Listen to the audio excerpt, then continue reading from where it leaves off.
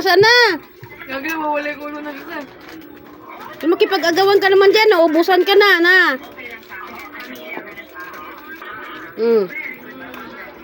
Nasaan na? Ubus na. Kawawa na naman tayo dito sa pagdadampot ng kanilang iat.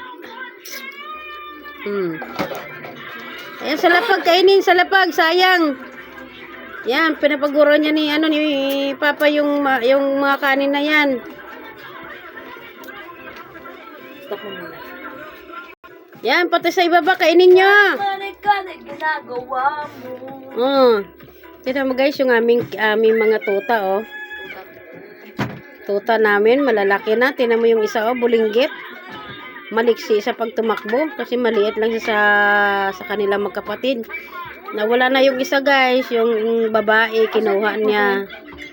Ayan. Oh.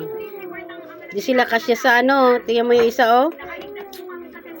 Oh, ang isa. Nilagyan mo na. Wala na. Gutom na gutom sila. Nagaganon na lang. Oh, ayan na yung aming tutang mga Magkano yung bebenta ni Kuya? Ay, konti lang na. Wala na, konti lang pagkain nila. Tama na yung konti lang kasi pag madami naman, hindi nila kaya ubusin. Ha? Pangmama lang to. Ayan. Mama at saka pang... Ito pa! Ubusin nyo na sa ibaba. Huwag nyo sa pagkainan. Dumagdag na yung aming aso na naman.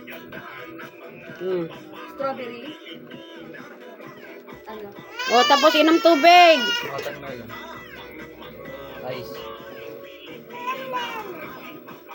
Yung isa ay nanimot pa doon sa isang pagkainan, no. Ilo ko.